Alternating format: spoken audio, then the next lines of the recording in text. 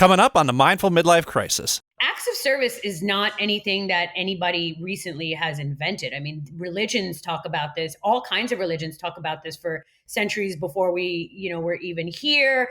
And Alcoholics Anonymous uses it. Narcotics Anonymous uses it. And there are a lot of therapeutic programs that use it. And so when I say acts of self-care, I mean, doing something for someone else without expecting anything in return.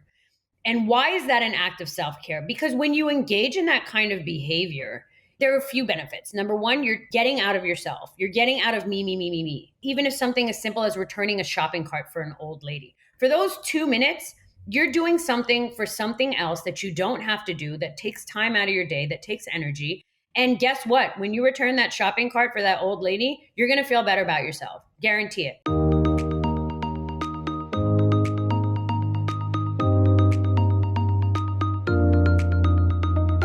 Welcome to the Mindful Midlife Crisis, a podcast for people navigating the complexities and possibilities of life's second half.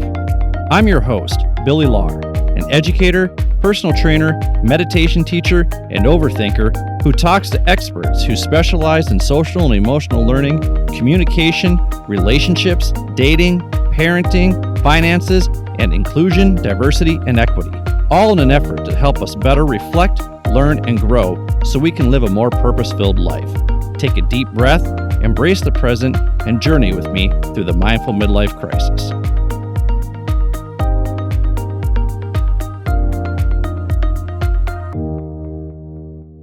Today's guest is Dr. Lina Haji. Dr. Haji is a licensed clinical psychologist and licensed mental health counselor specializing in psychodiagnostic assessment, forensic assessment, dual diagnosis, serious and persistent mental illness, depression, anxiety, personality disorders, and substance abuse treatment. I feel like if you are any of those, you probably should check in with Dr. Haji.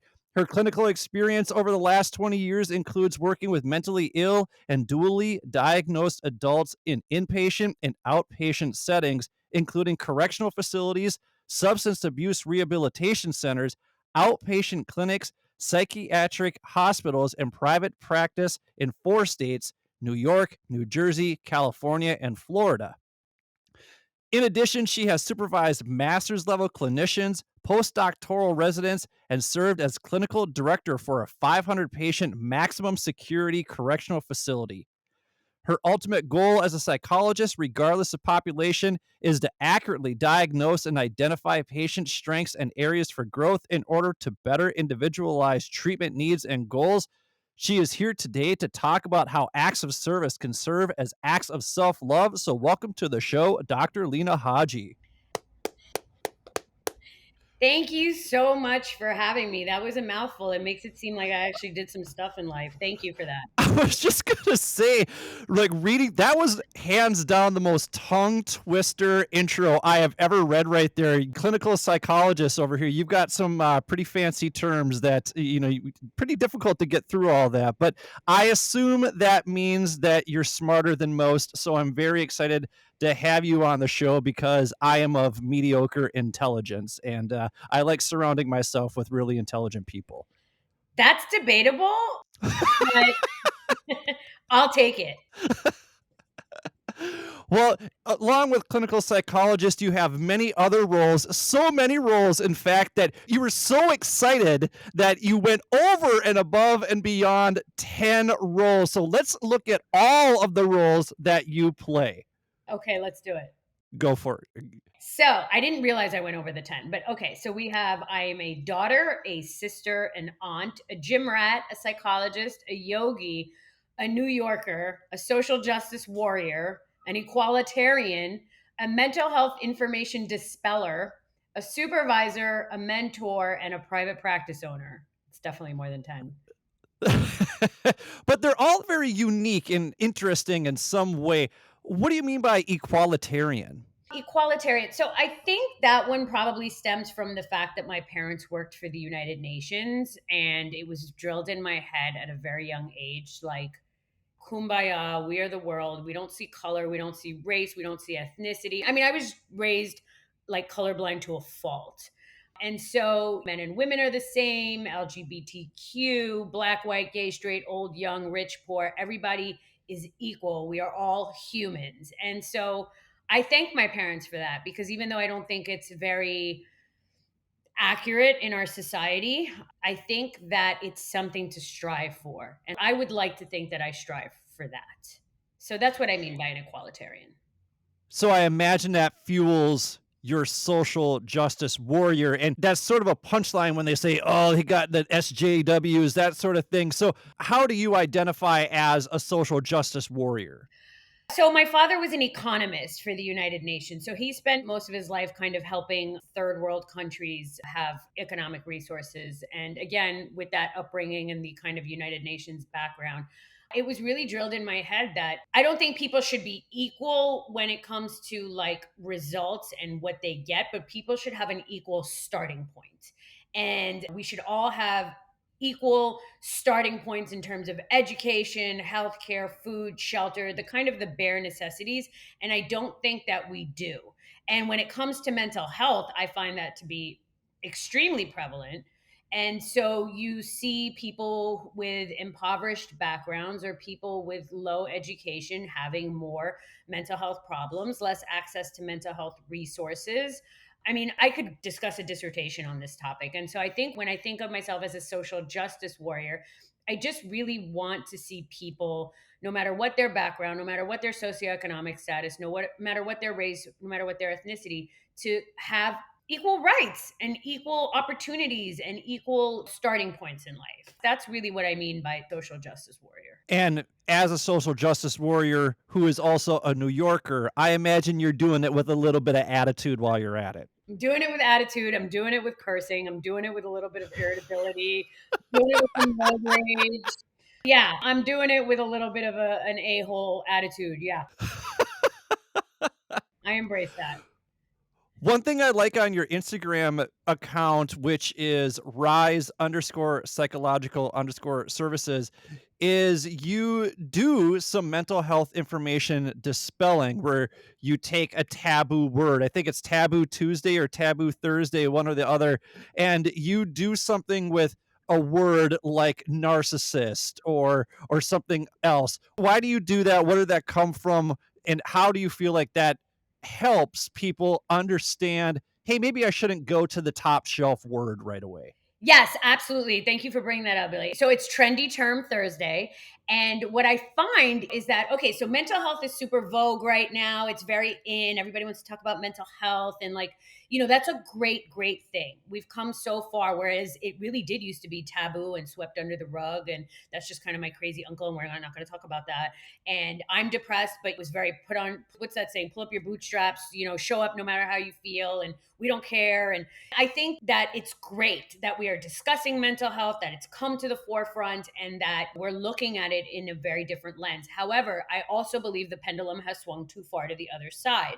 And what I mean by that is that with everything that comes to light and everything that people discuss, there's always going to be the downside of a ton of misinformation and people who don't really know what they're talking about or aren't qualified to talk about some of these things, and I'm not trying to be an elitist here, but just kind of people using these catchphrases and these catchwords like narcissism and toxic and codependent. Those are just some that come to mind. And just using them erroneously or overusing them or attributing them to places where they don't make sense from a clinical perspective.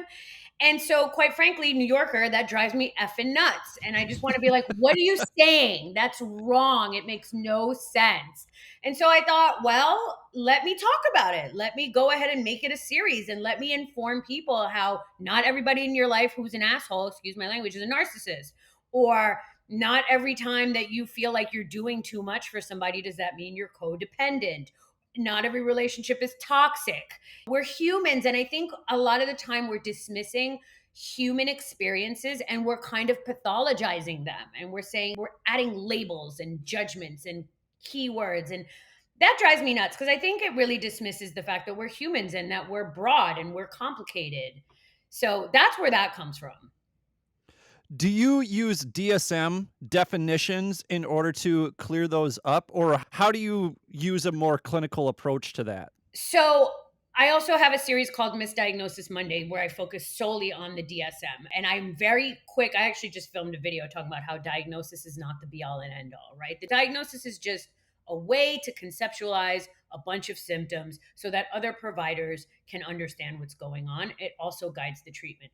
But DSM is just one thing, right? It's a diagnostic tool. It doesn't explain the individual, it doesn't explain individual characteristics or history or trauma or the way it doesn't explain. It's just kind of like, okay, you have all these symptoms that falls into this category and here's what the deal is. But it's limited, right? It's limited in that sense. It's kind of like just the way medical models do. You know, you could tell somebody you have cancer, but what does that mean?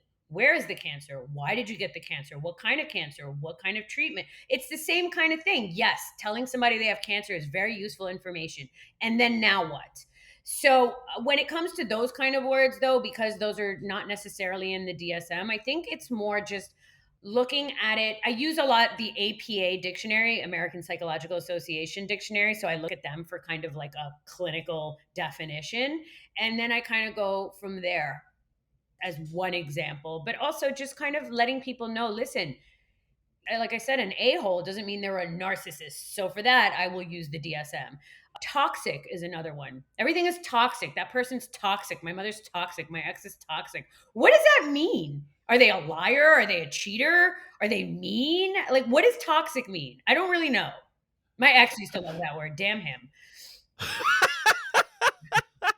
Oh, he sounds like a narcissist. You So we actually talked about that in episode 58 with Val Jones, where she talked about this idea of being selfish, that we use words like narcissist too much, that those are buzzwords. And like we had talked about before, too many times people go to the top shelf word because they're seeking attention. And especially if they're referring to themselves, they're going to go to the top shelf word because that's what's going to garner more attention for whatever it is that's going on with them. Right. And I get that. I think people want to be seen, people want to be heard, people want to be validated. But like you said, then they pick the buzz phrase and think that that's going to be like, oh, wait, you're bipolar or you're narcissistic or you're borderline. And it's like, that doesn't really say anything. What is really the issue? What are you really struggling with? What is really going on? As opposed to picking these catch words that really, and now they're diluted. So you hear somebody's a narcissist, you just kind of roll your eyes. I agree with your prior guest who said like they're overutilized. Narcissistic personality disorder in community samples is extremely low. It's something like 1.6% of the population. But if you log on to Instagram right now, everybody's a narcissist. Everybody's ex is a narcissist. Everybody's mother is a narcissist. And it's like, wait a second, but the research shows it's 1.6% of the population. That's really low. So what is really going on here? Is it that people are just meaner? People are just, they're lying more. They have a huge ego. What is really going on here? And I think that that's the downside of using these catchphrases and diagnostic terms is that you're not really addressing the issue. You're just putting this sticker on it and it doesn't explain anything. Well, and like you said too, it dilutes someone who's actually going through the experience or is actually pertains to them, and it makes them feel like, wait, you're like, I actually am this and you're not. It reminds me of like when people say that they're OCD, and I've tried to be more mindful of not saying that I have OCD. It's just like, no, I have particular quirks, but I'm not diagnosed OCD. Like, as much as I love spreadsheets and as much as I love order, there's a big difference between that and OCD. Yeah, completely. OCD is a perfect example because OCD, actual obsessive compulsive disorder, is extremely debilitating. I mean, you have people who have to constantly check doorknobs and they have to count in their heads, or they have obsessive, intrusive thoughts and they lose sleep because they have to engage in different kind of rituals. Like, it's not fun. It's horrible. It's debilitating. It really overtakes your life. Those are people with true OCD. And like you said, when people use those terms lightly, it's invalidating people who genuinely have those disorders. And I'm guilty of it too. We're all guilty of it because it kind of just finds its way into our mainstream language. But yeah, people who like to organize, or they love spreadsheets, or they like to be a particular way, that's not OCD. That's just really organized, and like you said, it's just maybe some quirks. Another one that I find drives me nuts is bipolar. People who have mood swings, or they're angry, or they're irritable, or they're quick to react, they're like, I'm bipolar. And it's like, no, no, you're not. You're just kind of a emotional wreck. You're not really like, bipolar people, like, they don't sleep for 3, 4, 5 days. They can sometimes hear voices. They end up in the hospital. They end up in jail. They engage in really high risk behavior. You're not bipolar. You're just moody. That's another one that drives me nuts. You know what I mean? Like, that's not what this is. And so, yeah, it's invalidating people who really have these disorders and struggle with them. Well, you clearly have this energy and this passion for being a psychologist and being a private practice owner. And those are two roles that you're looking forward to in the second half of life. So, what is it about those roles that you're looking forward to in the second half of life? I've been in mental health for 20 years. I worked at the bachelor's level, then I worked at the master's level, then I worked at the doctoral level, and I've only been a licensed psychologist for 6 years, not even, maybe 5 years. And so at the quote unquote optimal licensed independent practitioner level, I've only been doing that for 5 years, even though I've worked in mental health forever. So I'm still learning. I don't ever want to think that I'm not teachable. Sometimes I do get those, just like all humans, you just like, I already know this stuff. Like, I know better than you, and I'm smart, and I have my doctorate, and I have my license, and don't tell me anything. I don't want to be that person. And so I try to consult a lot with friends and colleagues, and constantly read research and go to conferences. And I want to remain teachable, because at the end of the day, I don't know 5% of psychology. Like, I'm always trying to learn. Even my friend, our mutual friend, Dr. Collins, he's like brilliant in neuropsychology, but I'm not smart when it comes to neuropsychology, brain stuff and neuro stuff. That's just not my area. And so I try to keep myself informed and keep learning and keep understanding that just because I have this degree does not mean I'm an expert and that I know I'm the be all and end all, or that I know everything.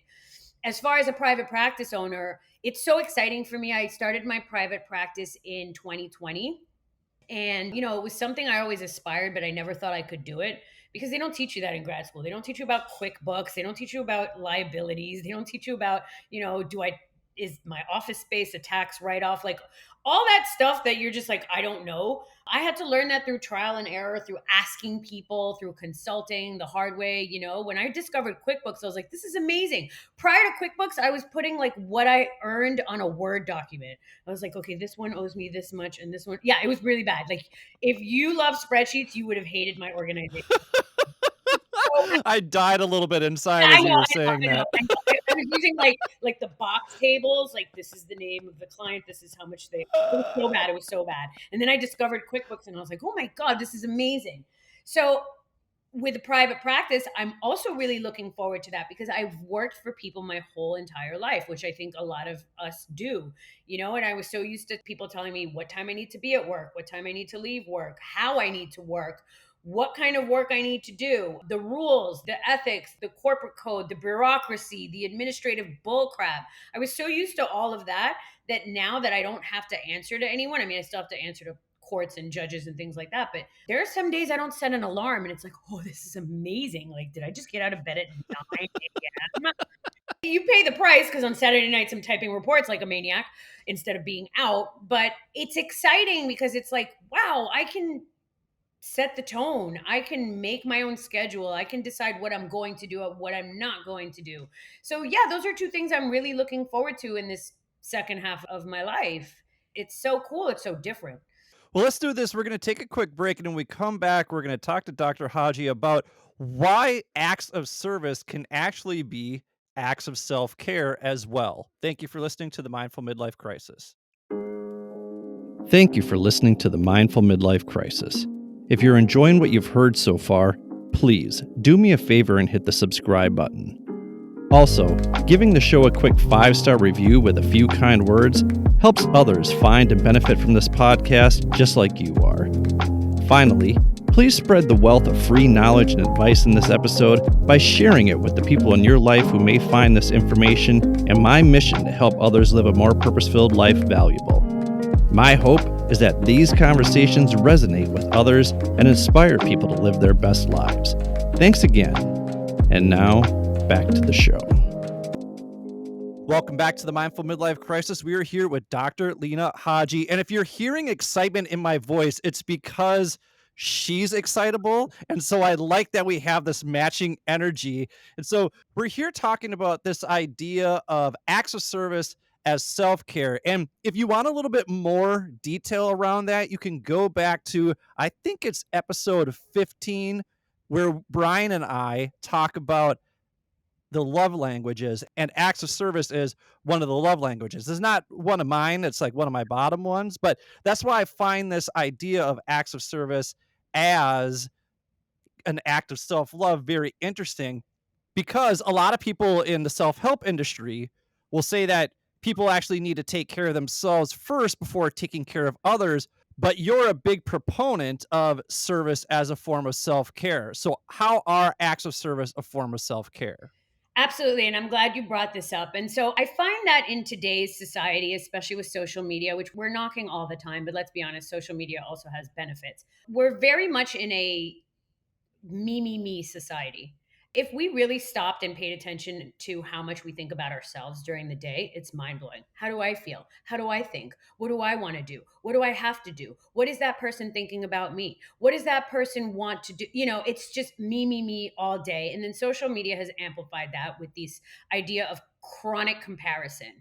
And so, acts of service is not anything that anybody recently has invented. I mean, religions talk about this, all kinds of religions talk about this for centuries before we, were even here. And Alcoholics Anonymous uses it, Narcotics Anonymous uses it. And there are a lot of therapeutic programs that use it. And so when I say acts of self care, I mean, doing something for someone else without expecting anything in return. And why is that an act of self care? Because when you engage in that kind of behavior, there are a few benefits. Number one, you're getting out of yourself. You're getting out of me. Even if something as simple as returning a shopping cart for an old lady. For those 2 minutes, you're doing something for something else that you don't have to do, that takes time out of your day, that takes energy. And guess what? When you return that shopping cart for that old lady, you're going to feel better about yourself. Guarantee it, because you did something for someone. And for those 2 minutes, you weren't thinking about yourself. You were thinking about this old lady and how you just made her life easier. And that's just a micro example, right? And so I think acts of self care are very important, but acts of service end up being acts of self care because, it's cliche, but they say in order to build self esteem, you need to engage in esteemable acts. And I really believe that. I think if you do right by other people, you're going to end up feeling good about yourself. Now, of course, you have to find a balance. There's also that saying, you can't pour from an empty cup. I completely agree with that. I think if we don't take care of ourselves, we can't really take care of others. But sometimes you have to take care of others in order to feel good about yourself. It's like a cycle. So that's why I think acts of self care are really, really needed. We've become such a selfish, me society. Like we forget about others all the time. And if we take time to care about others, we will inadvertently feel better about ourselves. It's like an automatic, reward system. And it doesn't sound like it has to be a grand gesture. I mean, you just said just helping an older lady who's struggling bring the cart back. Something like it can be just that simple. And hey, it's a 2 minute thing, it's a 1 minute thing that might give you enough to get you through the day. Yeah, exactly. So when I bring up acts of self care, people think it has to be these grand things where it's like, I'm going to go volunteer at a hospital 2 days a week. And while that is fantastic, or, an animal shelter or cleaning up the beach or the local park, those things are great. But life happens and we have responsibilities and jobs and children and spouses and all that kind of stuff. And yes, I think they can be minor things like helping somebody cross the street, returning your shopping cart.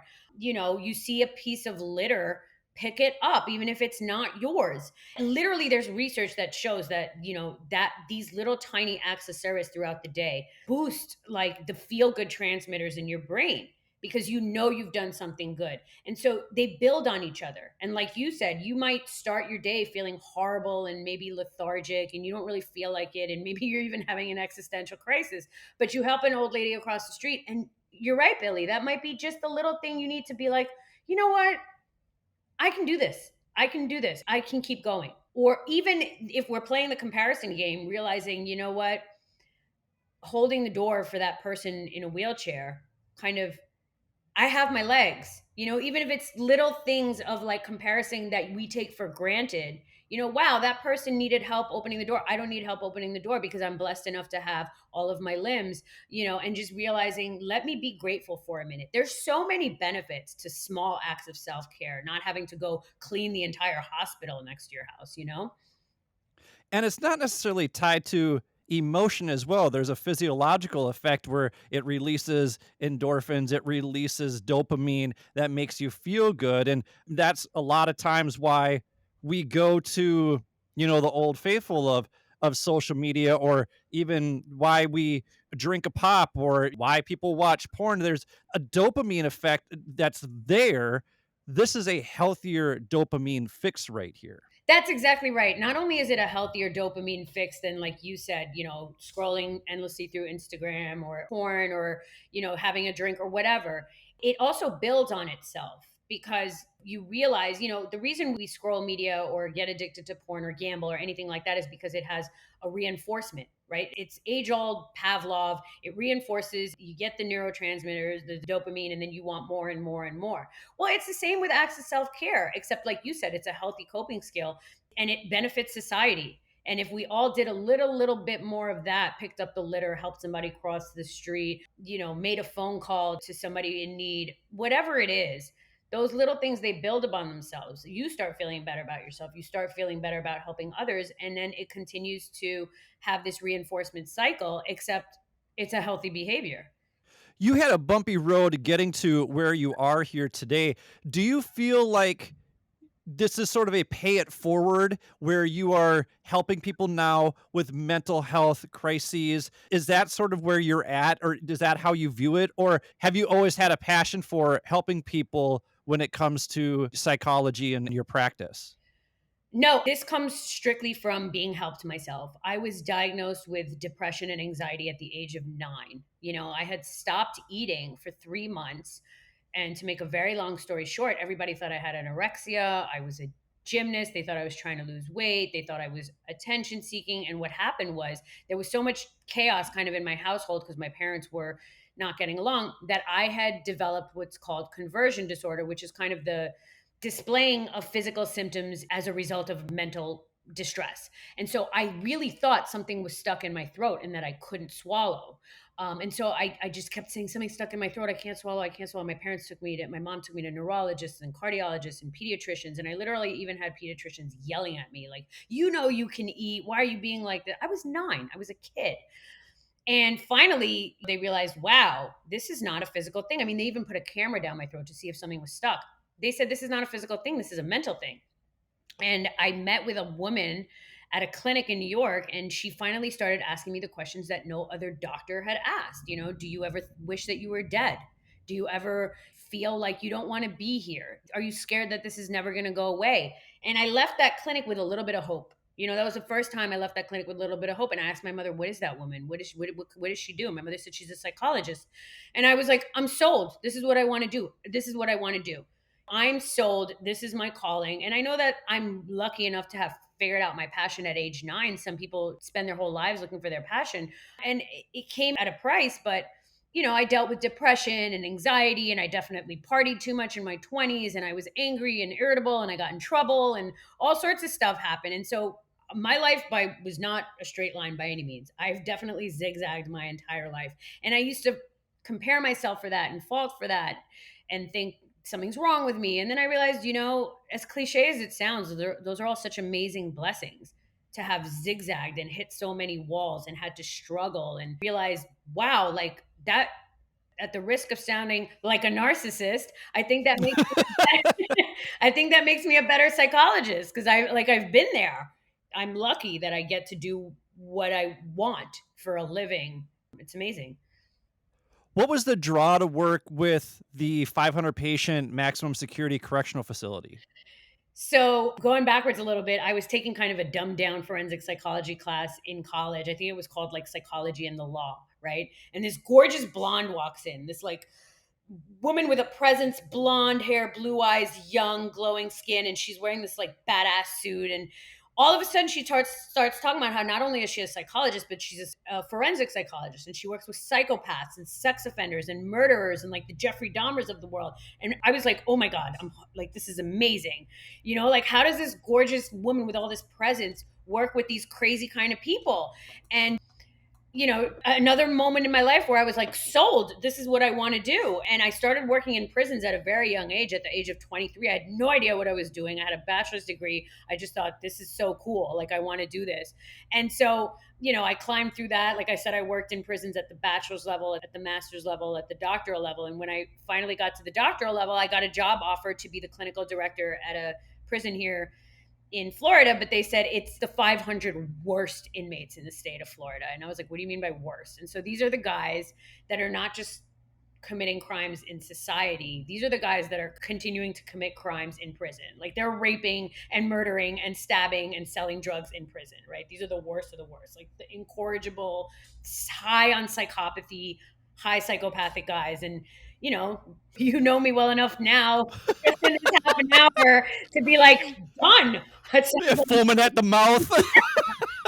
yeah, I'm totally foaming at the mouth. I'm like, say less. Like, I'm doing this. Yeah. And so, yeah, it was called close management, and it's like prison within a prison. And these guys are just they yell at you, they curse at you, they threaten you, and I'm like, this is so fun. Oh, that's so wild because our mutual friend, Dr. Michael Collins, my best friend since I was 16 years old, is a forensic neuropsychologist and down in Florida. And he always sends me these articles and he's like, I'm working with this guy Yeah. today. And I'm reading through it and I'm like, oh my God. And so the two of you are both expert witnesses for some of these crazy trials that take place in Florida. And here's the thing, people, at the next segment break, here's what I want you to do. I want you to Google Florida man and then type in your birthday because you will, it's wild. And then type in your mom's birthday, type in your partner's birthday. The articles are just wild. And I'm sure you have been an expert witness in some of these search results that people are going to find. So in the next segment here, I want to play a little game called the fine line of questioning. But before we do that, what makes you an expert witness and what's that experience like? So yes, Dr. Collins and I actually met. Well, we haven't even met in person. We were texting today because I do the same thing. I send him articles. He sends me articles. We're like, look at this maniac I'm working with. Look at this maniac I'm working with. It's awesome. We, virtually met or, electronically met because we're both expert witnesses in Miami-Dade County. So an expert witness is somebody who it's actually deemed by the court, so you can have all the credentials in the world. It doesn't make you an expert witness. So there's certain criteria in Florida to be an expert witness. You have to have a doctorate, you have to have a license, you have to have some experience, and you have to take a certification course. But once you're on the stand, then they determine how long have you worked in this field, what's your training, what's your experience, what's your licensure, and then the judge deems you an expert witness, and then you carry on. So that's how you're an expert witness, and we can talk about the mess that is Florida all day. Well, I know that he runs into this. I imagine you run into this too, where you might get hired by one side, whether it's the defense or whether it's the prosecution, and you'll sit down and do an assessment. And then you'll say, all right, here's my results. And they're like, oh, well, that contradicts our case. So we're not going to use that. I mean, that's got to be infuriating. It's absolutely infuriating. And the reason that Dr. Collins and I get along is because we're both skeptics, skeptic pessimists. I'm sure you know that better than me. So, like, we'll evaluate the same guy. We were on a case of this atrocious guy a couple months ago, and we were both, he was trying to pretend he was mentally, and we were both texting back and forth, like, yeah, he's full of shit. Like, let's cut this out already. And I'm like, Collins, I adore you because we never disagree on a case. At least we've only been on a couple together, but we never disagree. But yeah, that's the nature of the game. The other side is going to have their expert witness, and they might say oh yeah, he's totally mentally ill. And we're like, no, he's not. He's full of it. But that's the lawyers playing the game. Usually it's not that the expert witness is what you call a hired gun, which means somebody willing to compromise their ethics and just lie about data because they're getting a big check.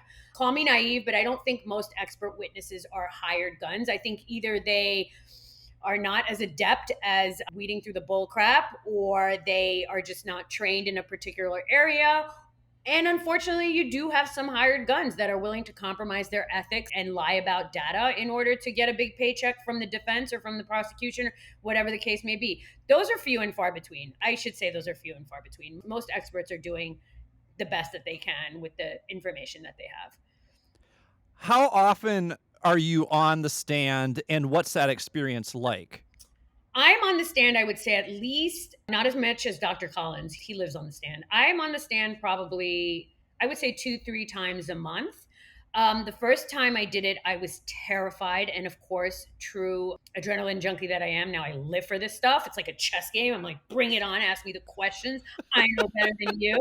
But it can be very intimidating. Actually, a month ago, I got hammered for 45 minutes by a prosecutor because I had talked to the defense attorney prior to testifying outside, and she had given me some other psych reports that hadn't been available. And so he was like, "So you sat outside and you were reading psych reports?" And I was like, "Yes." And he was like, "Well, did you think to disclose that?" And he just kept going and going for 45 minutes. And even the judge was like, "All right, calm down, dude. Like, it's not that serious." So, but and the more experience I get in testifying, the more I absolutely adore it. Yeah, for sure. I imagine you have pushed through imposter syndrome by this point. Oh, no, I, you still experience that? I That's good to know. That's good to know. Just like as some random dude and all the random people out there listening to this who are like, wow, this woman sounds really put together and super smart.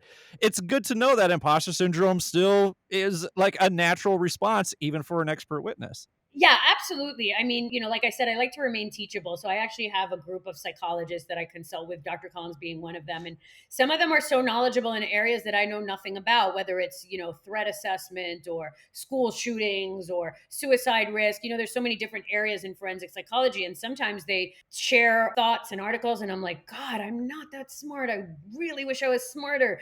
I think that's a normal human reaction to anybody in any field, unless you're a narcissist. But yeah, it ebbs and flows. Sometimes you're like, wow, you meet psychologists who have published 20 books and you're like, man, I haven't published anything. They're so much smarter than me. And I think it's important to find a balance between not being cocky and not being overconfident and realizing that you are fallible as a human being and that you don't know everything, and between a balance of having confidence and say, you know what, I've studied this, I'm trained, I do my work, I try to do my best, and I know what I'm doing. But there's a fine line, and there are absolutely days where it's like, God, I fooled everybody. How do they even call me doctor? Like, do they even know my thoughts?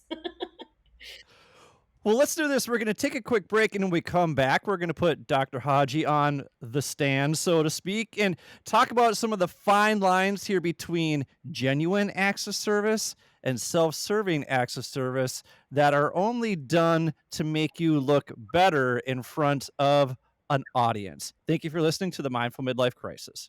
Thank you for listening to the Mindful Midlife Crisis. New episodes come out every Wednesday to help you get over the midweek hump. If you'd like to contact me, or if you have suggestions about what you'd like to hear on the show, visit www.mindfulmidlifecrisis.com and click Contact Us. While you're there, don't forget to sign up for the newsletter. You can also click on the show notes for links to the articles and resources we reference throughout the show. If you want to check out my worldly adventures, follow me on Instagram at mindful_midlife_crisis. My hope is that my trials, tribulations, and successes will inspire you to take intentional action to live a more purpose-filled life. And while you're at it, remember to show yourself some love every now and then, too. Thanks again. And now, back to the show.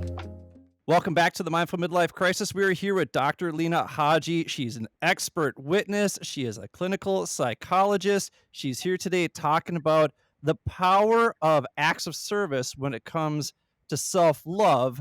And so we talked about your experience as being an expert witness. So I'm going to start off with what I like to call the fine line of questioning right here as we take a look at, two sides of a similar issue. So what's the fine line between service as self-care and service as a distraction from actually attending to one's mental health issues? Wow, that's a really good question. I think we have to look at the picture as a whole.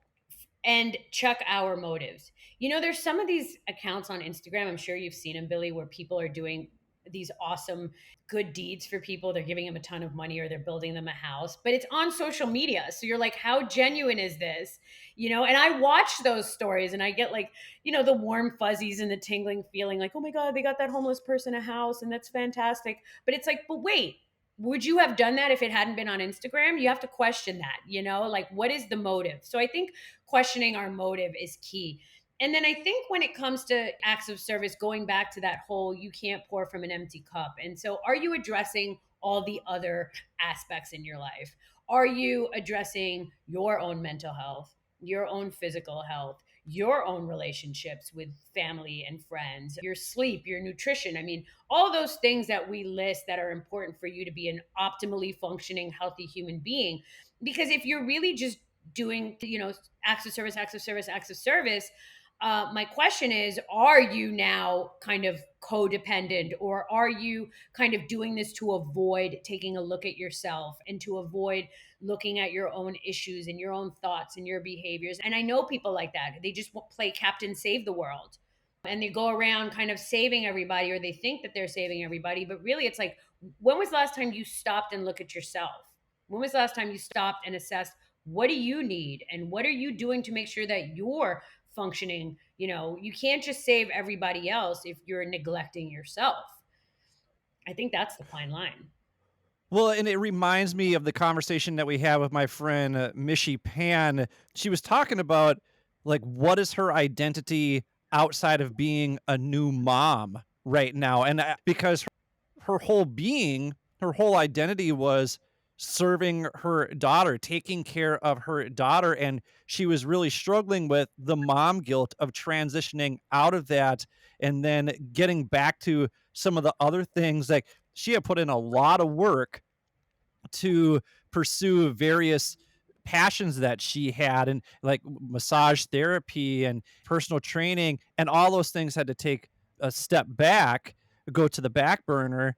And then she had to be a mom, and then pulling herself out of that was really, really difficult. So it sounds like, people get wrapped up in taking care of others and they forget that they need to take care of themselves. I would see that in students too. We would always have the mother hen in the classroom Yeah. who would take care of everybody else, but they were some of the most depressed, the saddest students around, and they were only felt good when they were taking care of other people because they didn't know how to take care of themselves.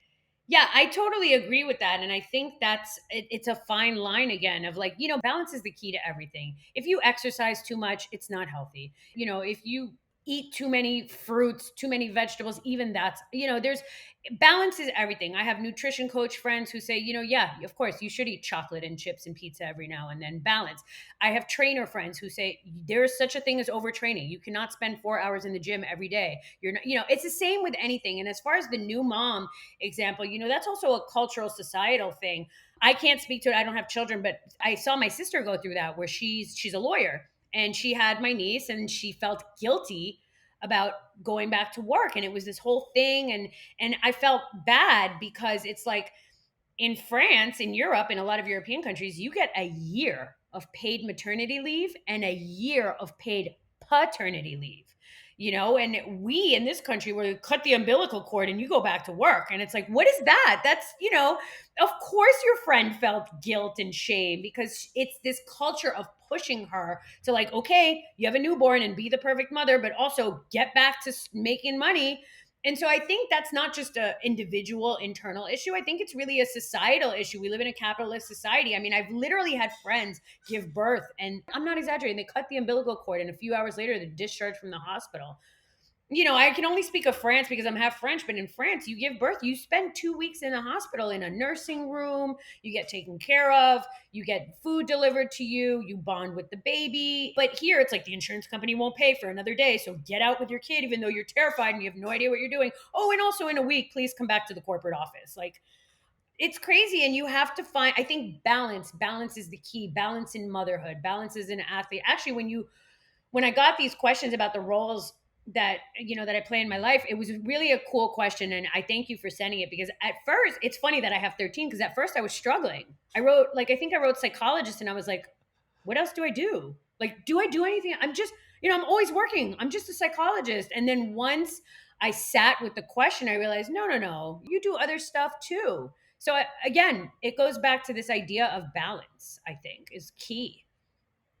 Well, you brought up the idea of, if there isn't a camera crew there, would you have Mhm. done this? So, what's the fine line between service as self care and service as inauthentic acts for attention or even out of guilt?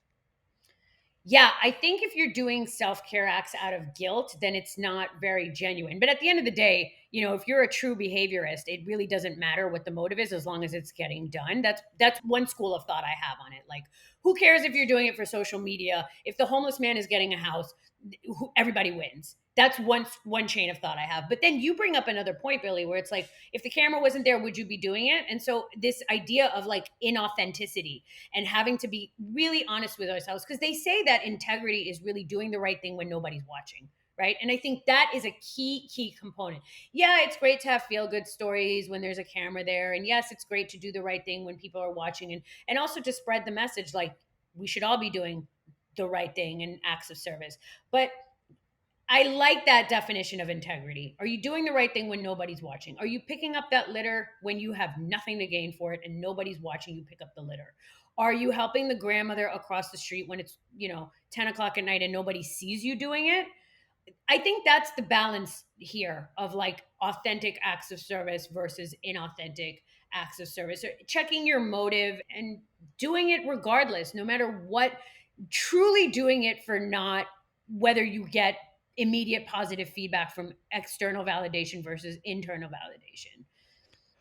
How much of an awareness do we need to have if we're performing acts of service for the people who are receiving the acts? And the reason why I bring that up is because I talked to my friend Brooke, and she's actually going to be on the show here in a couple of weeks. She was adopted, and she talks about how so often people will say to her, like, well, you should just be grateful that you went to this family that took care of you, right? Like, their act of service gave you this life, so you should be grateful for this. So I saw your eyes light up as soon as I said that. So what was your reaction as I was talking about that? Well, for one, I hate when people say should anything. You should. Should is neither here nor there. A lot of people should stop doing drugs, should stop people would do things if they had it in them. If that were the case, I wouldn't have a job. So for people to tell her that she should feel a certain way, it doesn't solve anything. Like you said, that's just going to make her feel bad. You should feel good. Yeah, I'm sure there's a part of her that's absolutely grateful that she was adopted into a great family and that she ended up having a great life. But there's, of course, again, people are multifaceted. It's more complicated than that. She probably has some, and I'm assuming here, but she probably has feelings about having been given up in the first place, and what was wrong with me, or what was wrong with my biological parents, or what happened, or questions and questions. And so she should feel grateful. Of course, I'm sure there's a part of her that has, and I would love to listen to her story now that you pointed out, because I don't think telling anybody that they should feel or do something is helpful at all. Have you ever told an overweight person that they should eat less? I'm sure they're going to look at you like, oh, okay, I had never thought of that. That's amazing. Or a depressed person, you should get up. Yeah, I should get up. I would if I could. So, this idea of you should is really not helpful. And again, when it comes to your friend Brooke, yes, these people did a wonderful act of service, and it sounds like it turned out okay. She's your friend, so I'm assuming she turned out to be a great person.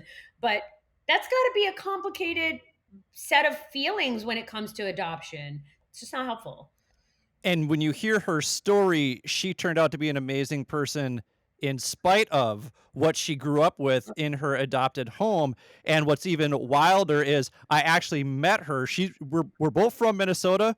We met in Seoul at a random restaurant because the people that she was with were her sisters that she met for the first time ever the night before. It is a wild story That episode is coming up in a couple weeks. So everybody make sure that you listen to that one because your mind will be blown. It was a wonderful conversation. Wow. I wanted to talk to you about this. We had touched on this the first time that you and I chatted. So after the George Floyd murder and the unrest that followed, I mean, it just happened 3 miles away from where I live. I remember heading down to East Lake Street and helping clean up that neighborhood, thinking I was doing the right thing. And I saw all sorts of white people like me down there helping out. But then I got this sinking feeling like this is all too little too late. I should have spoken up sooner. I should have been more active. I should have been more involved. And then there was this moment when I started thinking, now am I thinking that I'm the white savior here? And so what's the fine line there? Because it feels like no matter what I do, I feel like the white savior.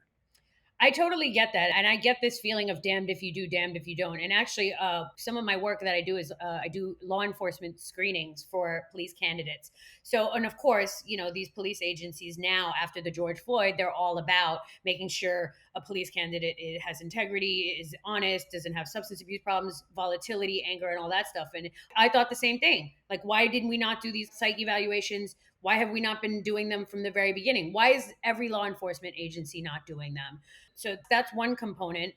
Yeah, it's crazy because to me, you went to your neighborhood or to a neighborhood to help clean up the aftermath of an absolute horrific event. And I don't want to downplay it. It was a murder, it wasn't a tragedy, it was a murder. And you went to do the right thing. And I think that it shouldn't, I just finished talking about should, but it shouldn't matter that you're white, that you're male, that you're, old, young, gay, straight, Chinese, black. It shouldn't matter. If you're doing the right thing, you're doing the right thing. And it sounds like you were doing the right thing. As far as this white savior complex, it's funny because my father's Indian from East Africa. He's very dark and ethnic. My mother's French from France. She's very white. She talks like this. So my whole life, I've been like, which box do I fit in? And I don't fit in a box. And the older I get, the more I appreciate not fitting into a box. But same thing, like, so you're white or you look white or you appear white. And so are you being this white savior? Well, if you're cleaning the neighborhood, what difference does it make? You're doing the right thing. I'm a big believer in it's not about what you look like, what you think. Your actions should speak for themselves. We all should have done more. We should all always do more.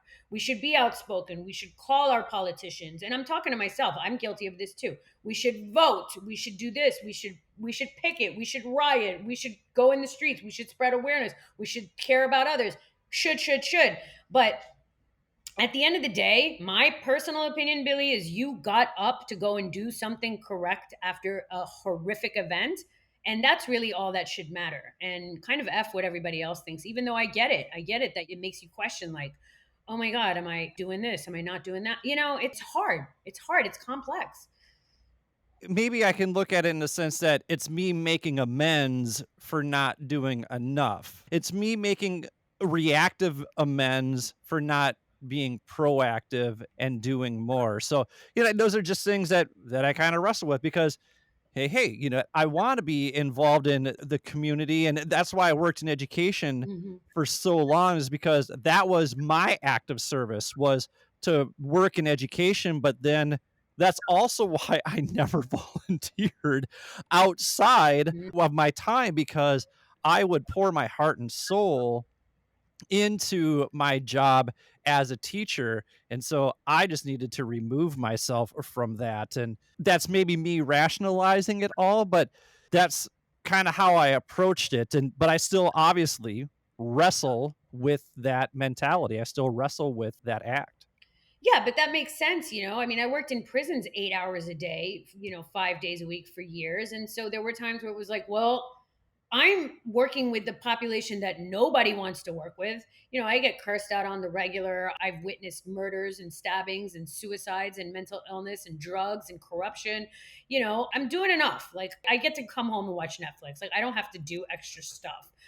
But, at the end of the day, number one, I chose to do that. I get a paycheck, albeit not a great one, but I get a paycheck for that. And it's like getting back to that line of balance. You taught for years, and we know teachers are notoriously underpaid and undervalued, and you were doing, such a service in your own profession. It makes sense that you would want to come home and shut it off to kind of preserve your own mental health.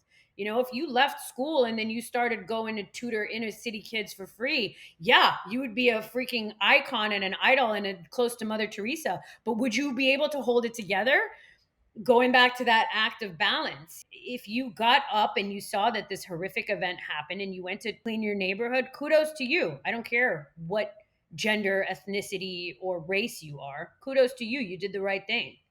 But the thing is, I can hear people already saying what a privilege it must be to be able to turn it off because Right. no matter where I go, I can't turn it off Right. because of the way I look, Right. and so it always comes back to that. And it's like, it's just, it does feel like a damned if you do, damned if you don't situation. And so, like that's part of my mindful midlife crisis. That's what happened. I'm always in my head thinking about these things and cracking my voice like Peter Brady. And in a sense, sometimes it's kind of fun to explore those avenues because, like you said, I'm always looking for ways to continue to grow because I know that I don't know everything. And so I appreciate those challenges and I appreciate your words of affirmation as we wrap up here on acts of service and love languages. Words of affirmation is very high on my list, and I greatly appreciate you taking the time to chat with us today. Thanks so much, Billy. It was a pleasure. And I will talk to you anytime.